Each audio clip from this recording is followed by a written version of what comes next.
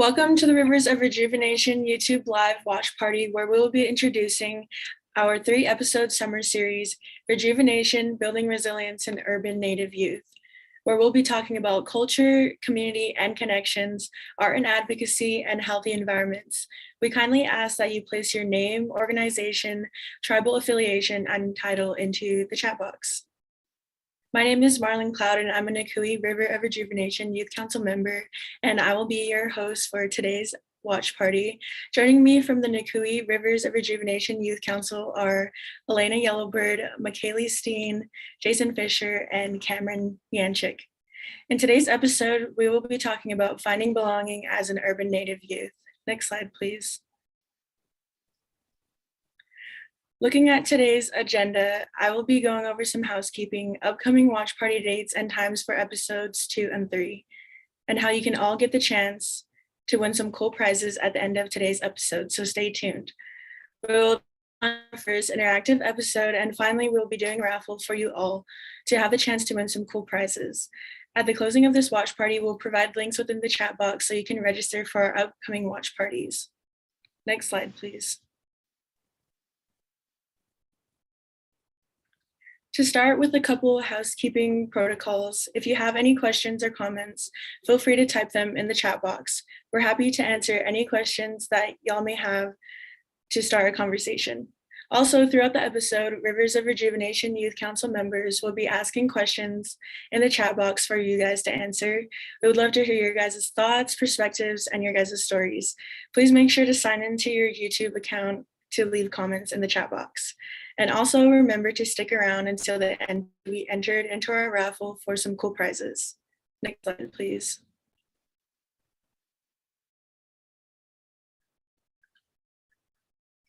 Next, I would like to share with you guys our upcoming events.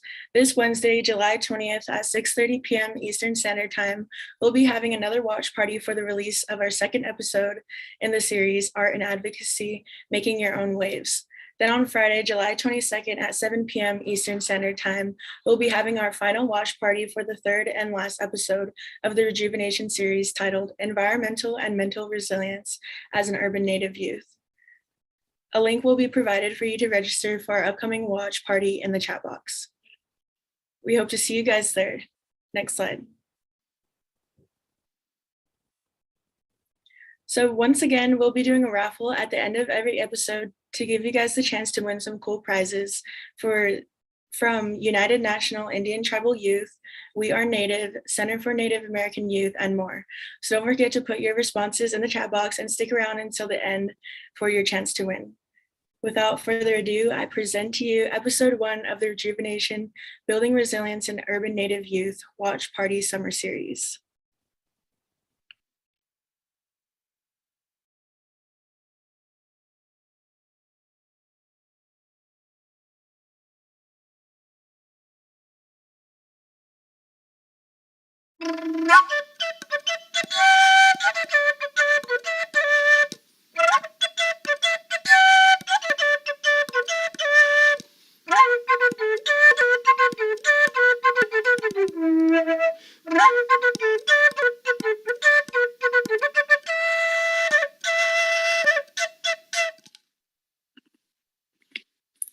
Welcome to the Rivers of Rejuvenation series, Rejuvenation, Building Resilience in Urban Native Youth, where we'll be talking about culture, community, and connections, art and advocacy, and healthy environments.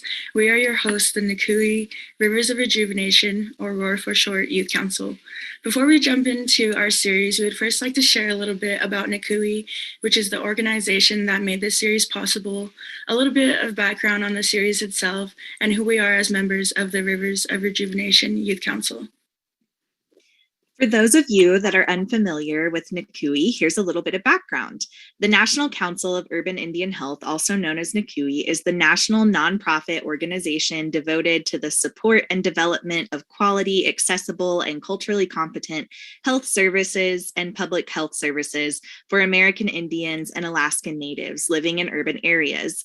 NCUIH is the only national representative of the 41 Title V Urban Indian Organizations, or UIOs, under the Indian Health Service in the Indian Healthcare Improvement Act.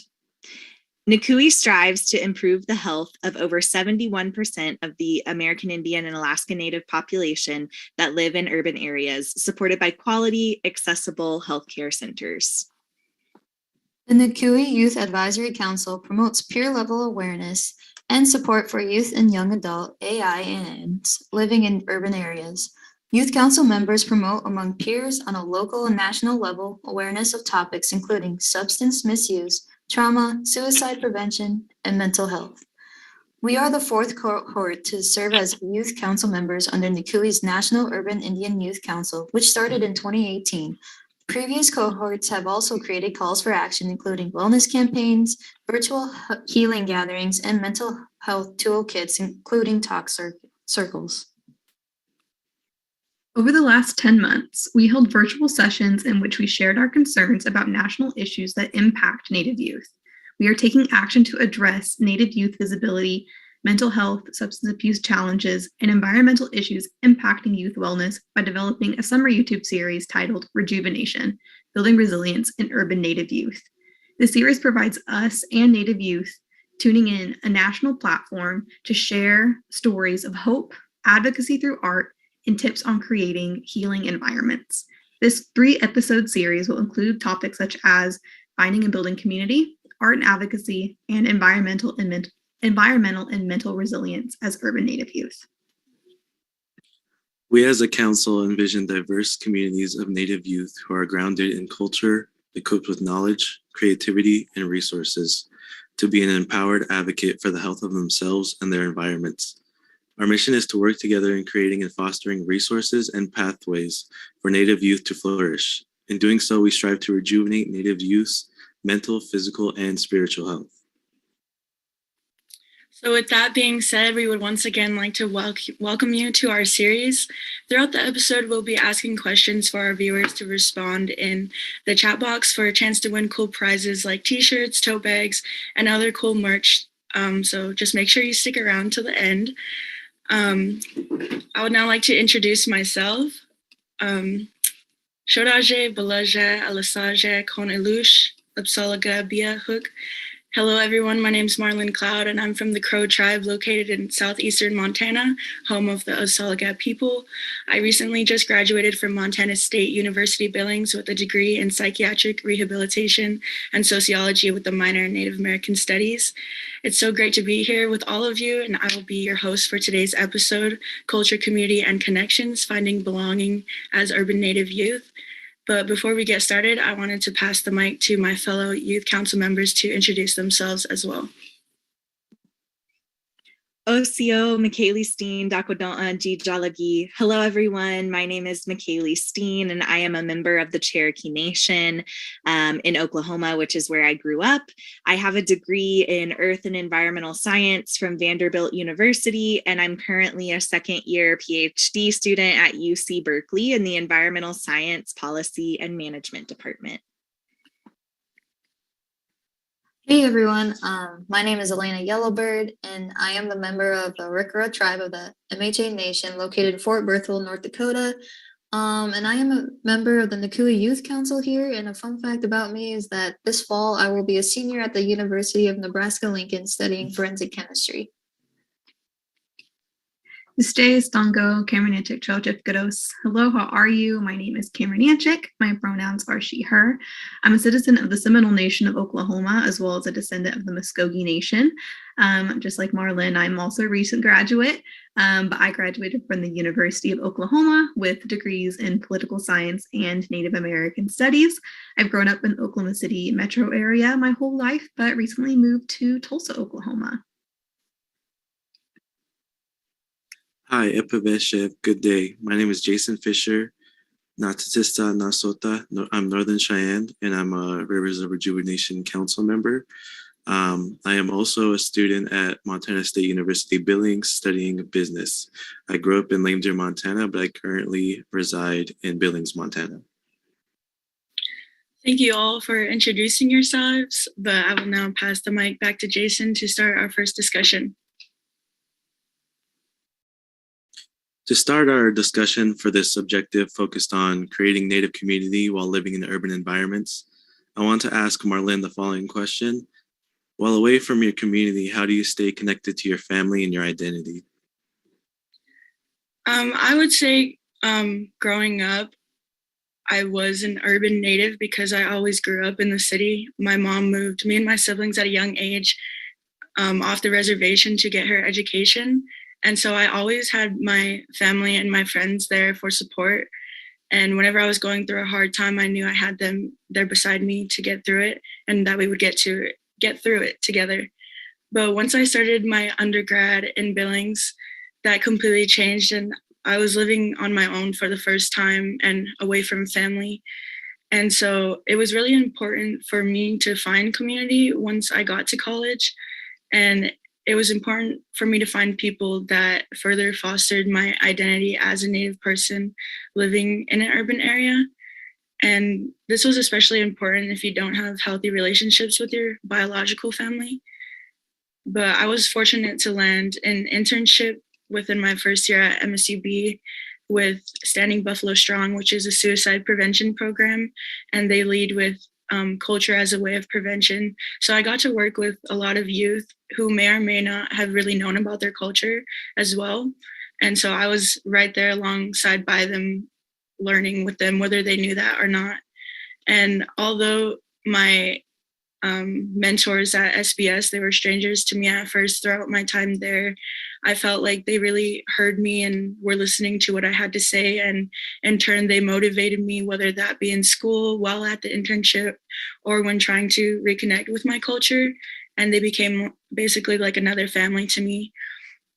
And just living in an urban setting, it's really important to find these connections because living in an urban area, there's certain people and like just practices that will try to tell you who you are or try to make you feel small.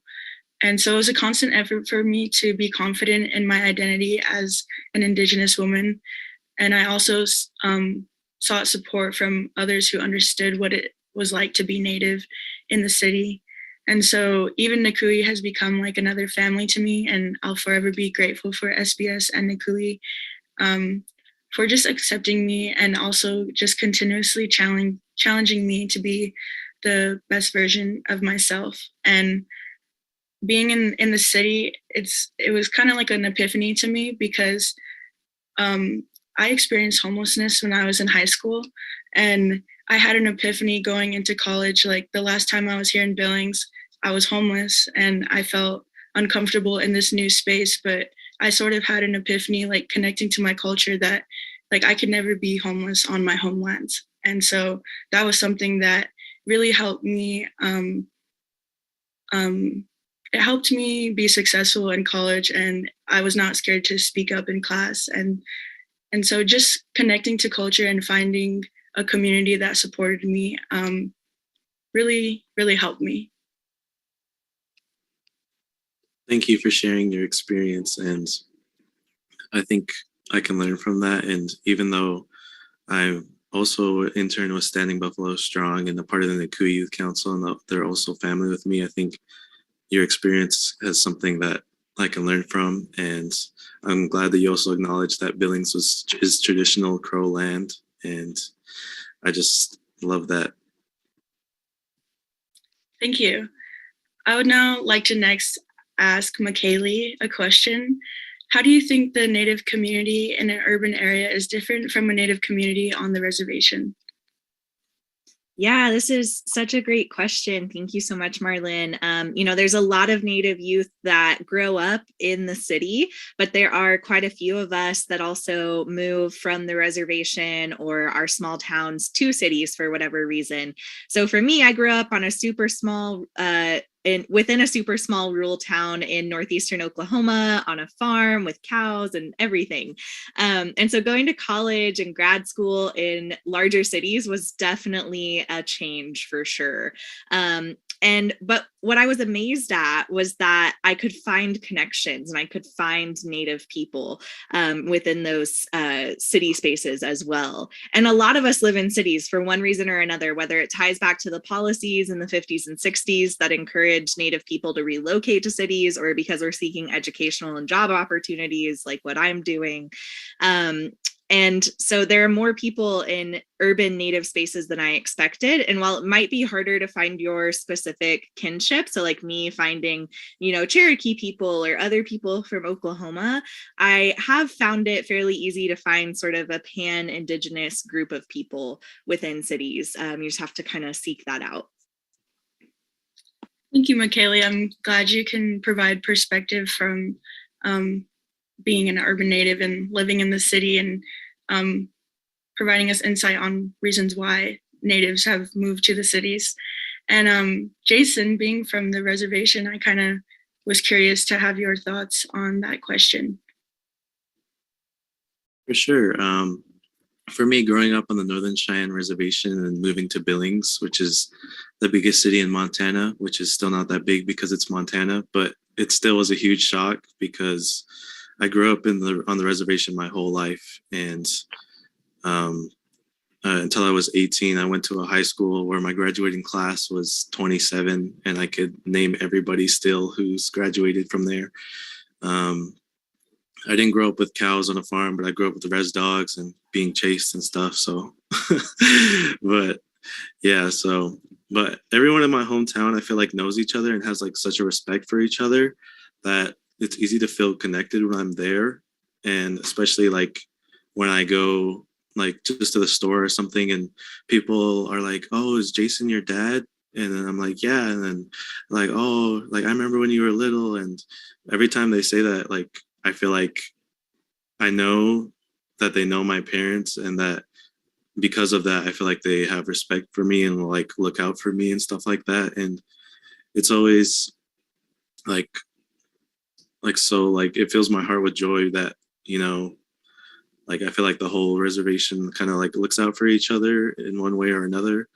And it's also easier to feel connected culturally because, a lot of people in my community, especially the elders, will speak Cheyenne, and in Billings you don't really hear that, but I still say it. And to my like few Cheyenne colleagues who are with me in Billings, I try to speak Cheyenne with them as much as I can and teach them what I've learned, and really still have that connection. But yeah, every time I go down Lame Deer Hill and see all these hills and see the hills covering our little town, like I always feel like I'm protected every time I come home. Thank you, Jason, for providing your insight.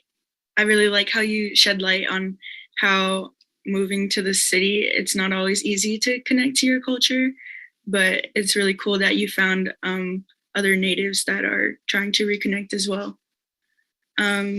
Back to Jason, would you like to ask the next question? Yeah. For this question, I want to ask Elena, do you feel like it's hard for Native students to find a sense of community in college? Thank you for asking, Jason. So on a personal level, I think from what I've learned here at my time on campus, I would ask a couple of Native students like if they ever felt like some sort of form of connection or community. And from like, even then that's hard because normally like sometimes it's kind of sad that this is like a normal thing, but like we can see each other on campus, but it's very rarely because there's only like maybe I can like name 12, but then there's a couple others where it's just like we live on such a big campus that you don't see each other a whole lot. So and trying to connect with them like here on campus as a freshman, it was hard for me, and I couldn't like, I was like, is there any sort of like club or community or organization, something to like, find other students here? And it really wasn't until this spring where I kind of helped volunteer with the honorary graduate powwow that apparently the Unite group hosts every spring. It just didn't happen because of COVID last year, but I was able to, get involved with them, and basically I met like that Unite group where there's a great like student community here, and they explained to me like, yeah, we may be small, but we're still mighty, you know. Like spread the word, like get everyone out here. We want more people involved. So I guess my advice is to like, even though you don't necessarily like get to interact with people right away, and it's gonna take time, and like don't wait for it. Go out there and go do something about it. So that's what I got to say about that.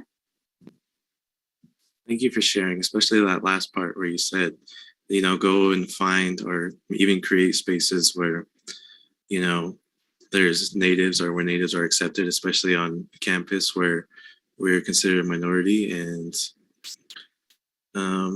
so, yeah, now I'd like to ask Cameron the same question. Do you feel it's hard for Native students to find a sense of community in college?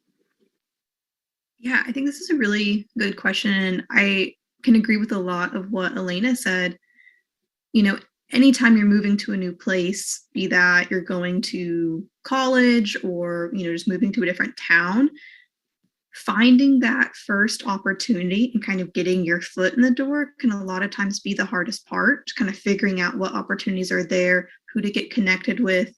But I think that, you know, that can be the hardest part, but more often than not, once you can make that connection, once you can find that way in, you're going to be greeted with warm welcomes and, yeah, just like Elena said, encouragement to come back, to, you know, find the other Native students who are on campus wondering the same questions, and to bring everyone together even more.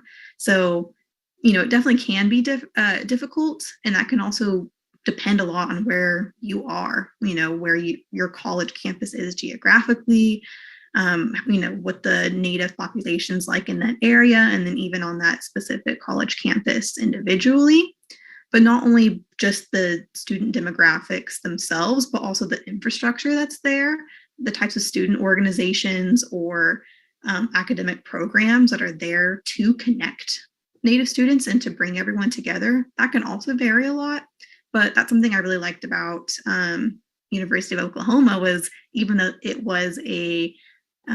is a PWI, a predominantly white institution, there was a very vibrant Native community there, with a lot of different student orgs and a Native American Studies program that I really valued when I was trying to find my campus community. Whenever I was deciding on where to go, I definitely really prioritized a campus that had that very visible, active student community, not only socially, but also, again, academically, that supported Native scholars and brought Native scholarship as a priority as well. And, you know, that's because college can be hard. You know, it's definitely just important to, you know, have friends and have that sense of social bonding, but, you know, college can really be a shock, whether or not you're moving far away from home or if you're just kind of staying right down the road. There can be a lot of difficulties with academics, with, you know, being in a new environment, with having a greater sense of, you know, freedom than maybe you did when you were in high school. And so it can put a lot of stress on Native students. And so all students, but, you know, Native students in particular, especially if you are, you know, in an institution that is a PWI or a place where Native voices are often the minority. So, you know, the importance of finding that community, even though it might be difficult, I think very much outweighs, you know, maybe the awkwardness that might result of like going to your first, you know, meeting, or kind of, you know, reaching out to someone else that, you know, you see on campus. But, you know, I think that support system that Native student communities can provide is 100% a critical retention tool, you know, not only to give that support system to boost up our mental health and to combat that isolation that a lot of us can feel so much when we are, you know, going through, you know, the motions of college, but also that like academic retention tool to, you know, give us that extra motivation and that extra community to get us across that finish line and to reach graduation one day. So just like Elena said, you know, look for what is there, but by all means, even if it's not where you want it to be, you be that person to start that organization, to, you know, get the free food to, encourage people to come out and to build that fellowship, because you're not only doing that for yourself, making yourself thrive, but also you're setting that groundwork for the next generations of Native students who are going to come along, and who, will benefit from that sense of community. Thank you both for sharing. Connecting with other Natives, especially from like when you're away from home or in predominantly white institutions, is so important. And thank you guys for your advice. And before we move on, I'd like to pose the question to the chat and people who are listening. Do you feel it's hard for Natives to find a sense of community in college? And that could be in predominantly white institutions or just, down the road. It is hard. And I'd like to have other input from other people. Yeah, and then so I'm going to go ahead and pick up the conversation. So thank you so much, Jason, for having that great question. I think we can all agree very strongly about the importance of finding community. But now to keep the conversation going, I wanted to move on to our second objective of the episode, which is on learning how to use culture as a tool for community building. So culture is definitely a very broad and diverse concept. It can include culturally rooted gatherings and events. It can include art, with a wide variety of what art can be. And it can even include things like humor. So to start off this conversation, Jason, I know you have some really great experience with culture. So what are some common cultural elements that help you connect with the urban Native community around you? Yeah, thank you for that question. And like I said, even though I grew up in Lame Deer, Montana, I've moved to Billings or urban areas since I was 18, and I'm 21 now. So I've kind of been in urban areas for a while now. And although where I live, Billings, it has the largest Native population per capita in Montana, it feels like the urban community was hard to find at first, especially coming from the reservation. My boss at Standing Buffalo Strong, which is a program that we do for kids up here in Billings, she said it's almost as we're invisible to each other sometimes. And that's true, even though, we see Natives a lot, or just around town, but sometimes the events don't have a good turnout like they should. And it's just kind of hard to have the space for all of the Natives to kind of connect. And I feel like we're doing a good job with that, like moving forward ever since COVID kind of took a hit in our community. But the program I interned for, which is Standing Buffalo Strong, which is the Billings Urban Indian Health and Wellness Clinic, has created cultural opportunities for many. We have an after school youth council that meets once a month that connects our Native students in our schools in Billings, just to kind of connect with each other, go over cultural teachings, or just like any type of teachings. Just sometimes we have talking circles, just kind of, to get everybody connected. And we also have activity nights that feature things such as ribbon skirt and shirt making and drum making, and also learning drums and songs. And I think I found the community through my time during college and through those activities. And sometimes there's activities that were provided in urban areas that I wouldn't be able to do back home, like being in the drum group or making drums. And even though we're all different cultures, it kind of has the same teaching and same feeling, because when we do drums, or when they teach us songs, or we're making drums, there's always like that humor part that kind of like is still there, that I think is important in our Native community back home, is that we always use humor to kind of like connect with each other, and also art, like just with the songs. And it's so beautiful hearing the songs, and especially also like with the art piece, like ribbon skirt making, because I grew up sewing, and every time I sew, it reminds me of going back to my tribal high school, sewing, listening to the Temptations, just like And we always say that sewing is like a type of prayer. Like every stitch is a prayer that you're putting into your piece of clothing. And that just really like makes me feel like I'm back home. And yeah, during the semester, we also did talking circles with the college students, and just hearing experiences and providing talking circles where we're able to talk about these certain things about being in college, being Indigenous, being in a predominantly white institution. I think it gives us space to talk about things that we normally wouldn't in our society. And I think it's very Indigenous to provide all these experiences. Thank you so much for sharing. That's absolutely amazing. I'm so glad that you have all those opportunities and resources to engage in. And that's so special. And not only just you being able to participate in them yourselves, but also for your internship and being able to, help facilitate those for other Native youth and to take on that mentorship role, I think is, incredibly important. I think it serves as a reminder that even though we as, Native youth ourselves can always, start that process of teaching others and uplifting others, and just building up, the next generations and, everybody else in our peer cohort. I don't know if it's the exact quote, but I definitely like the saying about being the person who your younger self needed. And I'm just really inspired by all the great work that you're doing in Billings and really building that community for everyone around you. And I also definitely agree, as someone who grew up in Oklahoma City, another city with a pretty high Native population, that sense of community still being difficult to come across, even if you are living in a city that has more Natives than most. So once again, I just really applaud all the great work that you're doing, that you're involved in to bring that community together in a really meaningful and impactful way. So just hats off to you.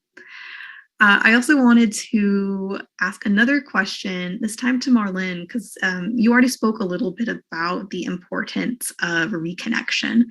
So for you, how do you connect to others while also reconnecting with your own culture? Yeah, thank you, Cameron, for that question. So like I said, I've always grown up in the city, basically. I moved around a lot when I was a kid. I've probably been to like 10 different schools. And because I did live off the reservation away from my family and culture, that's something that I wasn't able to learn living off the reservation. And so I lived in North Dakota when I was going to elementary school, but we soon moved back to Billings when I started middle school. And even though I moved around a lot, that didn't mean I got any better at making friends. And so it was pretty hard for me to make friends in Billings because the elementary school I went to was on a tribal campus. And so all of the students there were Natives, and we're all from different tribes though. And while I was there, I actually faced like lateral racism. Even as a kid, it wasn't just me being ashamed of being Native, but it was other people making me feel ashamed to be Crow. And so that was really hard for me to deal with as a kid. And then moving back to Billings, where it's predominantly other white students in my school, and now I'm the minority. I'm one of the only Native kids there. And so I quickly found a group of friends though who were Native as well. And just being around them, it kind of made me curious about my culture. And so I finally asked my mom, like, why didn't you teach us our ways? Like, why didn't you teach us our values? Why did I never get to dance when I was a little girl? And she actually shared with me her trauma and the generational trauma that has happened to our family and our people. And that's the reason why she didn't really teach us about it. And so that's something I had to understand, but that just further motivated me to learn my culture. And so it's really been a process. And so in regards to connecting with others, it really takes reaching out to your elders and asking them questions and just having conversation with them. Just having simple conversation, you can learn so much, and just the knowledge that they have is so valuable.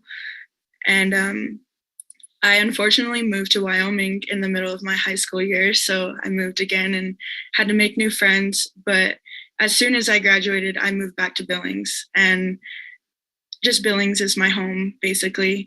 And so I started going to college here, and I found basically I was able to reconnect with my culture by going to our Native Center on campus, because they hosted like a lot of awesome events, like cultural events, like sharing a meal, playing indigenous games, and just hosting talking circles, which I thought was really cool.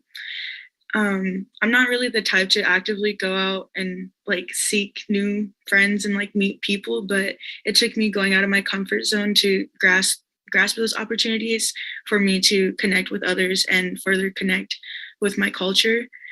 I know it may be hard for some. It was sort of hard for me, but it really just takes you going out there and making that first step, and seeing another Native student it makes you feel less alone. And so it really takes you being vulnerable to build that relationship, and also being vulnerable, I guess, to be able to say you're reconnecting with your culture. And it's not something that you should be ashamed of. And it could really help you learn, and you can learn from others, and it could just really help you grow as a person. Yeah, that was really powerful. And I appreciate your openness with your response so much, Marlon. I think that's something that a lot of us on the call and a lot of the viewers and listeners can really learn from, and resonate with at times too, that you don't have to be the most extroverted, outgoing person to go find community. I consider myself a natural introvert as well, but it's just all about finding these opportunities, and how important that it can be to find this sense of belonging and the sense of community in these really challenging spaces. So I just really appreciate your response. And then I also want to ask McKaylee the same question, which was, how do you connect to others while reconnecting with your culture? Yeah, first and foremost, I always try to be kind to myself, because as Marlon mentioned, there are a lot of reasons why we might be reconnecting in the first place. And a lot of that goes back to colonialism and certain traumas that our families might have faced. And so I try to be kind with myself on that journey of reconnecting. And I also try to step back and listen when it's not appropriate for me to be taking up as much space. I learn a lot more by listening sometimes than I do by, participating or feeling like I have to speak up all of the time. I also, as a white passing Native, recognize the privilege that comes with that too in other spaces. And so being a white passing Native doesn't negate my nativeness at all. And if you're a white passing Native, it doesn't make you any less Native. Your identity is still so valid. But it also, we also have to recognize privileges that we might have, and recognize why people might respond to us in a certain way sometimes. And I think one of the best things that I like to keep in mind while I'm on this reconnecting journey is that we're all elders in training. I want to be the best auntie I can be. I want to be the best elder I can be. And so that's what I keep in mind a lot of the time as I'm thinking about these things. And it's really important as you're going through school, or if you move away from home, or you move away from the res, maybe you're going to come up against a challenge. Maybe you're going to fail a test, or have a hard time making friends at first, or whatever it is. You're really going to need that support structure, whether that's the people behind you or your cultural practices or whatever it may be. You're really going to need those things to fall back on when you hit those hard times, and they will help you get through it. Hashtag elders in training. I love that. Love that so much. And you were spitting a lot of truth there. And I definitely just appreciate everything that you have to say about that. But now I want to pass it to Jason to keep the conversation going. Yeah. So, and that the question I'd like to ask is to Elena. It's, what is your experience as an urban Native youth? Because I'm coming from the reservation, so I'd like to hear your insight about that. Well, as you said, I'm an urban Native. I don't think I don't remember a time. And if I was like a wee baby. So if I was on the res, so I have no memory of it. But as like through my experience, I think there's both positives and negatives that have happened. So like even like when that like growing, okay, whew. For example, I didn't really know like during school, because when I was in school, like before college, elementary, all the way up to high school, I went to a Catholic school. So that's predominantly white in general. And I remember specifically in the 4th grade that we were going over a Native American unit, and my teacher was just like trying to pronounce all these different tribal names. And then there was one point she was like, I don't really know how to say this, so pardon me when I butcher it. And I was just like, oh, hey, Mrs. That's actually, you say Arikara. And she was like, what do you mean? And I was like, Arikara, like that's how you say it. She's like, how do you know? And I was like, well, that's my tribe, that's where I'm from. And then like it was kind of interesting to see, because like back then I'm only 9 years old, and I'm telling the teacher that's like 40 years old that like, hey, like this is what it is, this is like who I am, it's part of my tradition, like it's culture. And like even another thing that I get asked a lot is that even though I was kind of the only like Native student there at my school, but my brother was also like he kept his long hair in braids, but there was requirements for them to, cut their hair and keep it short. However, we were able to keep it because we had to explain like, oh no, this is culturally important to us. Like our hair is like embraced with our memories, and like why we need our braids. And so that's another thing that like would occur and happen. So some people I feel like would take this, like these opportunities are like shock, like, oh no, that's bad. But I find it like great learning opportunities to explain to them like who I am as a Native and like what it means to me. So that's what my experience is as an urban Native youth. Thank you for sharing. And I know some people in my community as well have had to explain, especially guys, why their hair is so important to them. And, they were even teased for it. But, I'm glad that they still kept it, are still keeping their culture. And, we were in a talking circle, and they said that one of their most like favorite things about themselves is their hair. And, that kind of made me tear up a little bit, because, he was teased for it, but, he still stand by what his family taught him. This is like the 3 strands of his braid means like mind, body, and spirit. And he keeps that with him every time. So going forward, I'd like to ask Cameron the same question. What's your experience as an urban Native youth? Yeah, first of all, I just wanted to just get some appreciation of everything that Elena shared as well. I'm also someone who grew up an urban Native. And I think I kind of want to start my answer off first by addressing that, not all urban Native experiences are the same. Everyone here on this council considers themselves an urban Native youth, but we all still have these different experiences. So really just all here about breaking the dichotomy of, urban versus reservation, that, there are a lot of people who, live in both, have moved from one to another or are living somewhere in the middle. So I just wanted to kind of give that some voice as well. But for me personally, I come from multiple generations of urban Natives.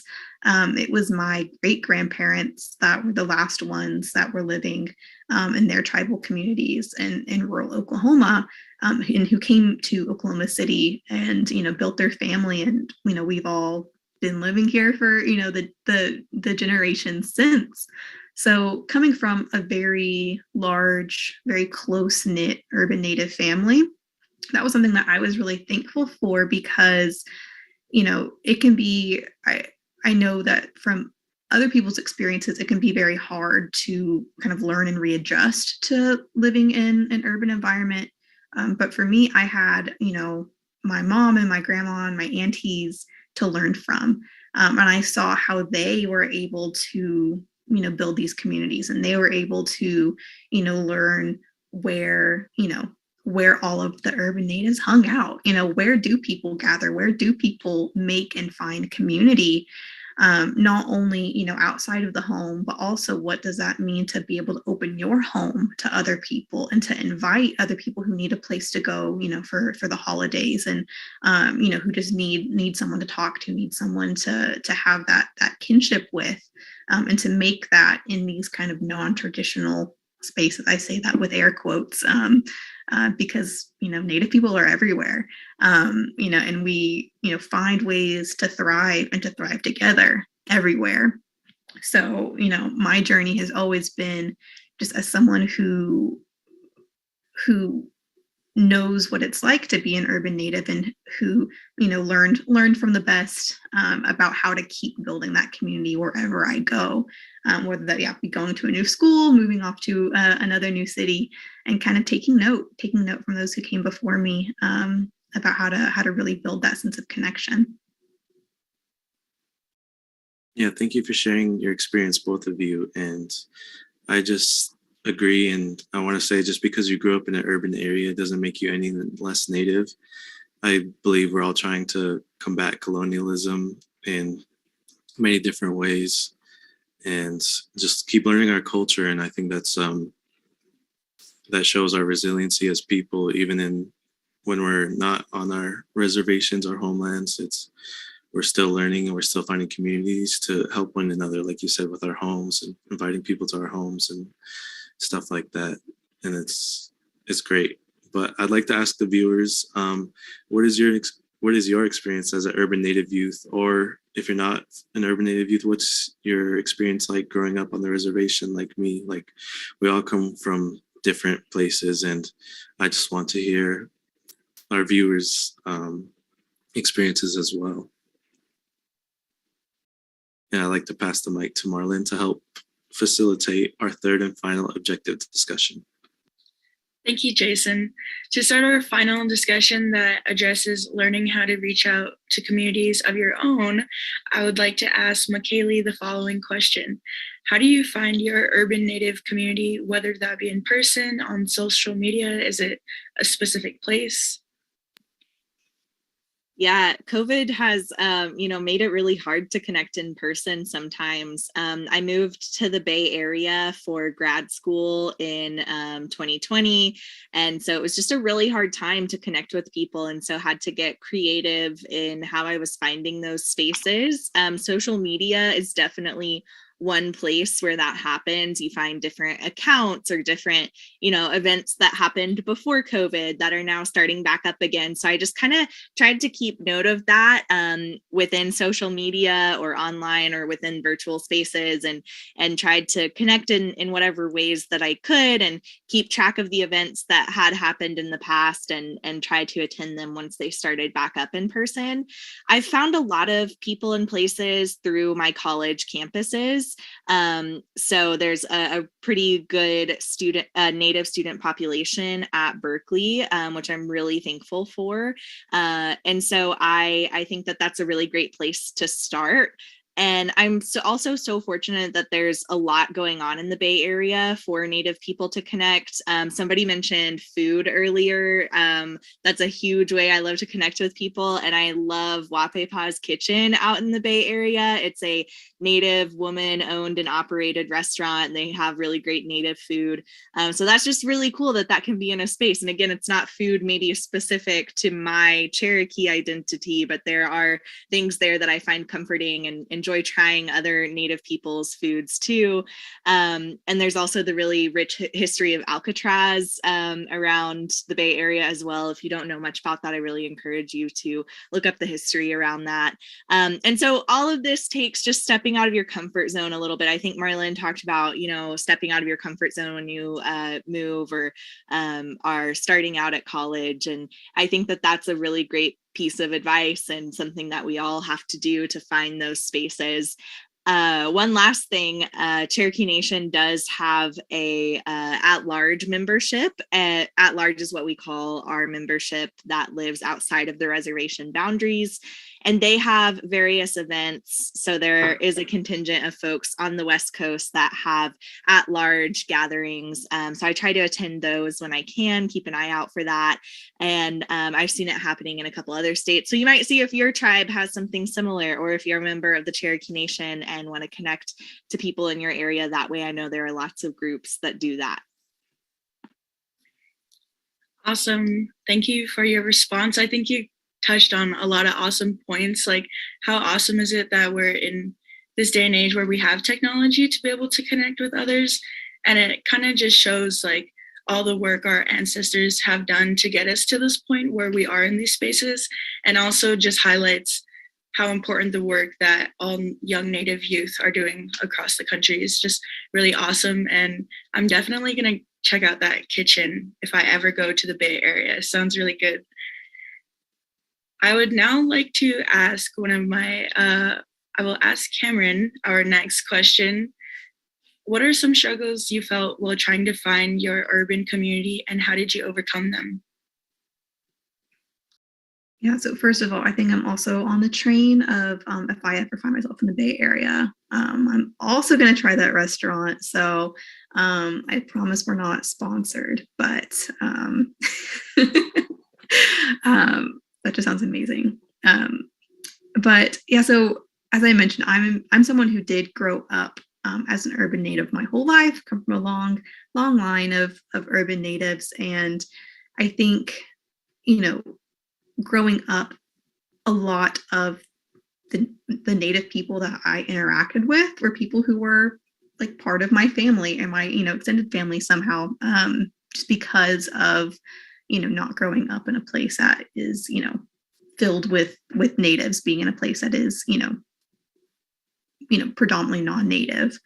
But when I did find myself interacting, especially as a college student, with my American Indian Student Association and just, in my classes with other Native students, I think that there is definitely some insecurities sometimes about being, perceived as not being Native enough, and kind of whatever that means.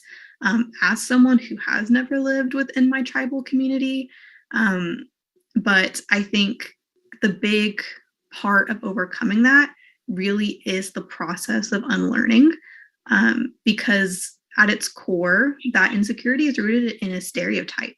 And that is a stereotype that non-natives have constructed about what a Native person looks like, and about what kind of the caricature of a Native person, what qualities embody that. Because we know that Native people are not a monolith, that we're living diverse experiences, and that, at this moment, over 70% of Native people are living, away from their reservations.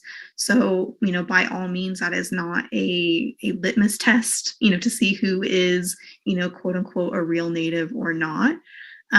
But sometimes, hearing these stereotypes from the outside over and over again, we can start to internalize them ourselves. And that's when it can be really dangerous, because, we're judging ourselves and we're beating ourselves down based on, the inaccurate stereotypes of someone else. And so that is definitely, just a lifelong journey of, unlearning these stereotypes that we've been told about ourselves, and just allowing ourselves to be confident in our identities and to thrive, as the diverse, rich 6 o'clock populations of Native people that we are. But that's definitely been, a big journey of mine. Yeah, thank you, Cameron, for your response and being vulnerable. I know it's not hard, or it's not easy sharing that all the time. So thank you for being so vulnerable. I would now like to ask Cameron and Elena another question. What are some examples of spaces, places, or events where you have found that Native community? I would also like to open this question up to the viewers as well to answer. Yeah, so I'll go ahead and start us off. So as I mentioned, something I really liked about my college experience was that there was a lot of Native student organizations. So, a lot of college campuses might have a Native student organization. On my campus, the kind of home base organization was ASA. It was our American Indian Student Association. Something I thought was really special was that there was a wide variety of organizations that, there were probably like a dozen different organizations that catered to we had one for journalists, people who were interested in business, in STEM. We had even Native American fraternities and sororities on our campus as well, which as someone going into college, I didn't even know that those existed.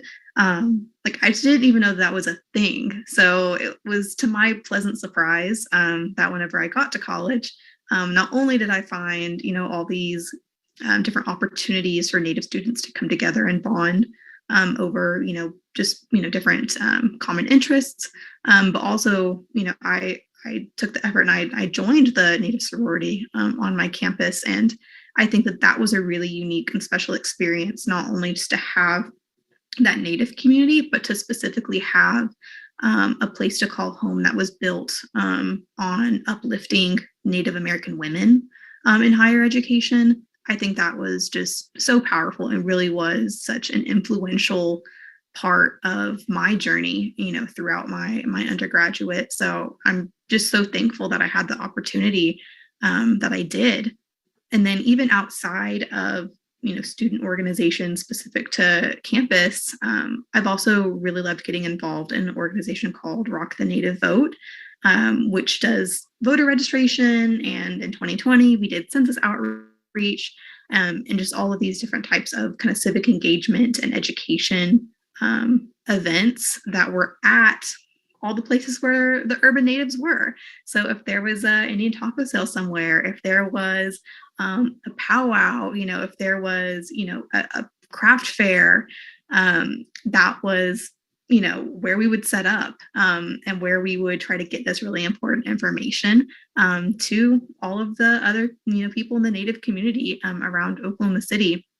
And so that was something that I've also really loved, not only just getting to participate in that because I think it's a really important endeavor personally, but also because it gave me an excuse to be in these places.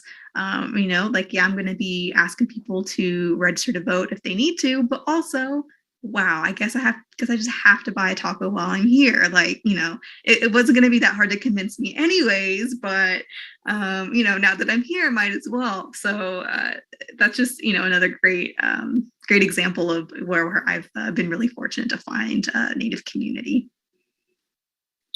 Thank you for your response, Cameron. I think it's awesome that you're able to have all these different resources and clubs to turn to, because I know going into higher education, it's kind of like its own little world in itself. So that's really awesome that you had a great experience at your college.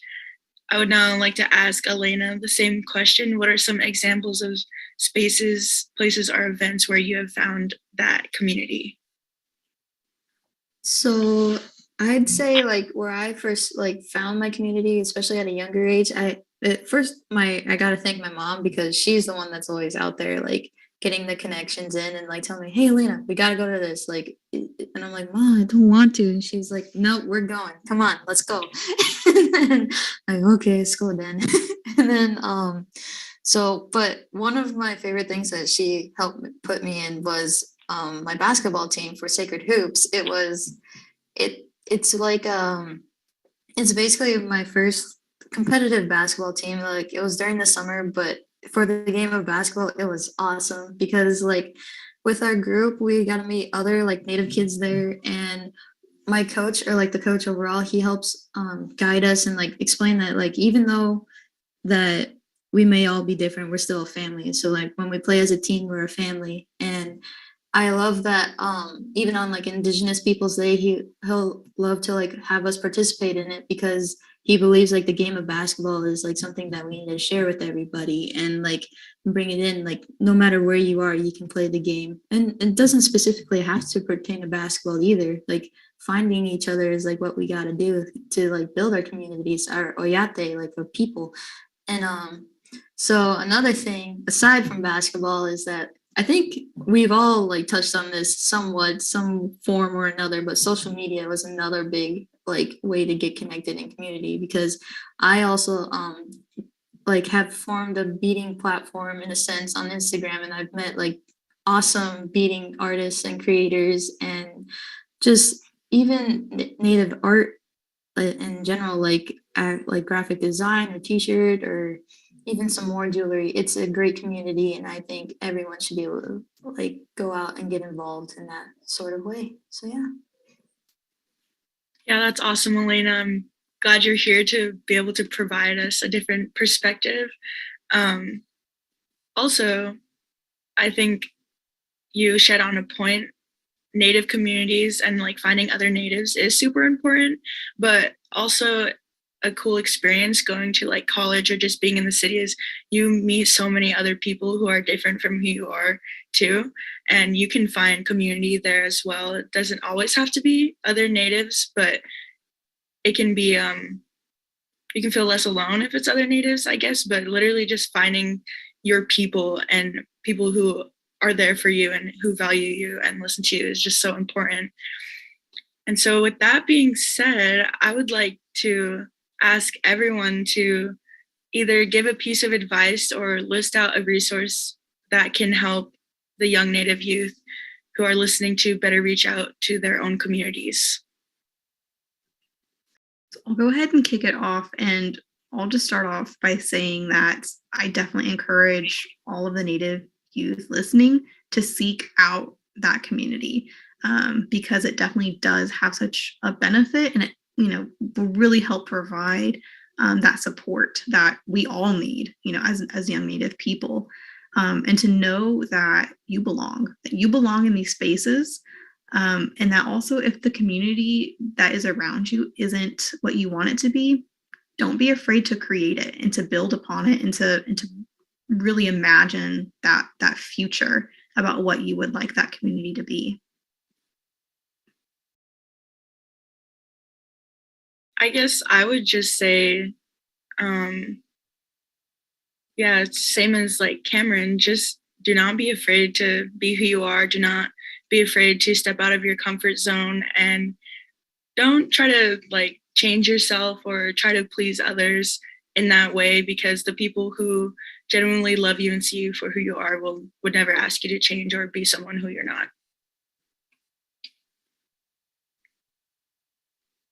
And then something I'd like to add is along with that, I've learned like throughout all of this, a phrase that like stuck with me is that you can take the native off the land, but you can't take the native away from the person. So just reminding yourself that no matter what happens, you are still native to everyone, to all of us. Yeah, I love that. I would tell everyone, protect your energy, because sometimes whether you're in an academic space or you move into the job and corporate world, you might be the only Native person in the room. You might be asked to, as Elena was sharing that story, you're going to be educating other people like Elena was educating her teacher. So that can get tiring. So protect your energy. And I also want to drop a resource for ACES, which is the American Indian Science and Engineering Society. I'm also involved with that and a student rep for that.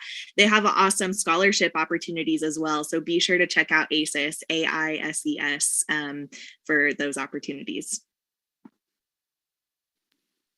Yeah, thank everyone for sharing so far.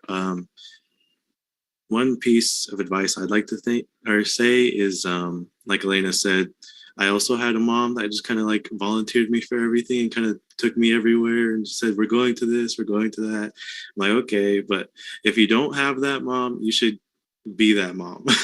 Just be that person who wants to go to all these events, because whether you like think about it or not, it'll benefit you in some way or another.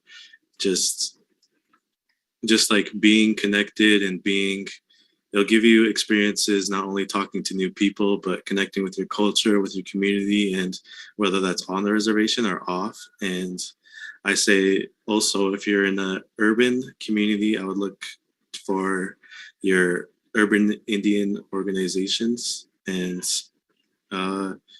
like for us, we have Billings Urban Indian Health, which does a lot of stuff for our community, and we post like all of our things on Facebook, but we're also in the communities. But yeah, I feel like what we do a lot is a mixture of both, like social media as well as community-based. I would just like to thank you all for sharing a piece of advice and different resources that our youth can hopefully reach out and build their own communities. But unfortunately, that's all the time we have for today. I would like to thank you all again for joining us for today's episode. And again, I would like to give a big thanks to my fellow Roar NCUIH Youth Council members for sharing their stories and providing amazing insights and providing us with tools and resources as episode 1 comes to a close. Please stay tuned as this episode ends. We will be posting a link in the live chat for you to be able to enter our raffle. And also please join us for our second watch party for episode 2 titled Art and Advocacy, Making Your Own Waves, which will be on July 20th at 6:30 p.m. Eastern Time.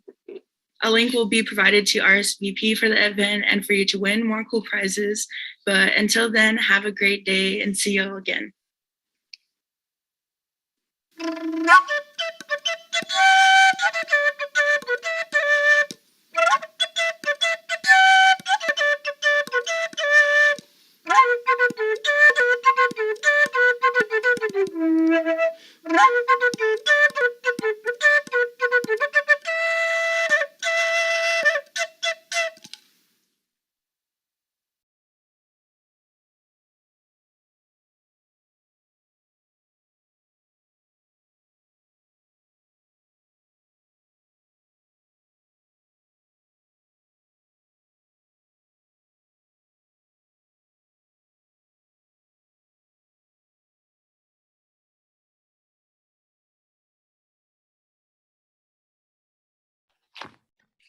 I would like to welcome everyone back. Thank you all for your amazing responses and comments in the chat box and for sharing with us your thoughts on finding a sense of community as a Native student and your experiences as Native youth and examples of where you've found community. Before we start today's drawing, we once again want to share with you all our episode 2 and 3 watch party events happening this Wednesday, July 20th at 6:30 and Friday, July 22nd at 7 p.m. A registration link has been provided in the chat box for you to register for our upcoming episodes. But now it's time that you guys have all been waiting for. You'll see a link pop up in the chat box to fill out a simple form where you'll be drawn into our raffle. Please let us know when you're done filling out the link by typing the word "done" in the chat box.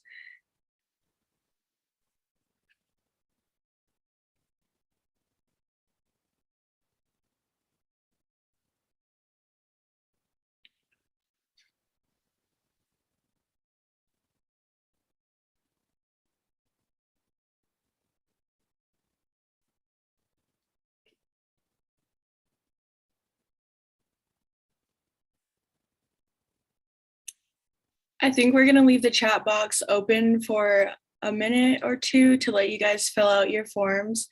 But thank you all for filling out the raffle forms, and we'll be reaching out to the winner of today's raffle drawing after this watch party episode. But that's unfortunately all the time we have for today. We would like to thank you all for once again joining us for our summer series, RejuveNation, Building Resilience in Urban Native Youth, episode 1. And I also want to give a great big thanks to my fellow Roar NCUIH Youth Council members and all of you for sharing your stories, providing us amazing insight and providing us with tools and resources. Once again, please join us for our episode 2 watch party titled Art and Advocacy, Making Your Own Waves, this Wednesday, July 20th at 6:30 p.m. Eastern Time.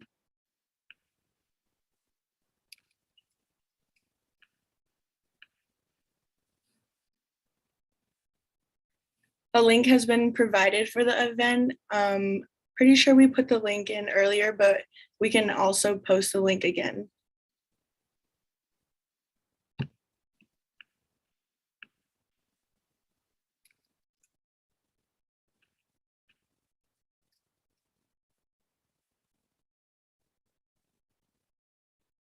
So a link has been provided in the chat box for you guys to register for next episode and also to win more cool prizes. But until then, have a great day and see you guys next time.